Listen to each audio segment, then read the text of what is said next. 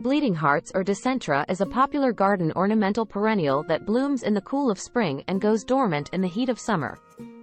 They grow to a height and width of about 2 to 3 feet and are hardy in USDA zones 2 to 8. It's one of the first flowering perennials in spring, and the plant produces stems of 15 to 20 delicate pink and white heart-shaped blossoms. Bleeding hearts are native to moist woodland areas, so plant them in locations that get the morning sun with afternoon shade. They won't bloom as much if grown in full shade. They will tolerate full sun provided that it is in a cool, moist climate.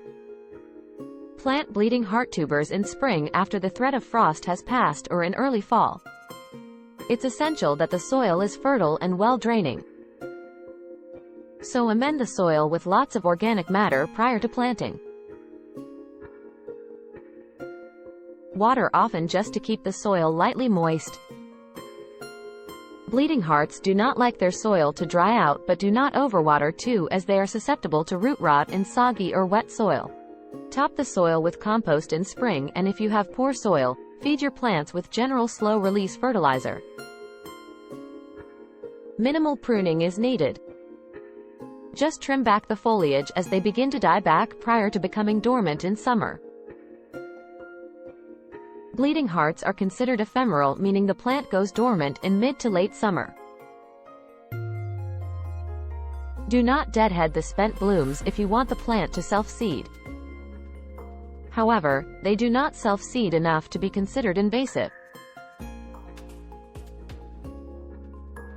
There are no serious insect or disease problems that affect bleeding hearts.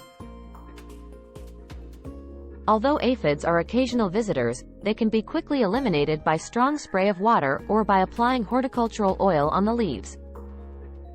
The plants are resistant to deer and rabbits. All parts of the plant are poisonous if ingested. Consider bleeding hearts in cottage gardens, a shade border, or as a filler plant. Combine it with hostas and ferns, which will be thriving later in the spring as the bleeding hearts go dormant. Thanks for watching.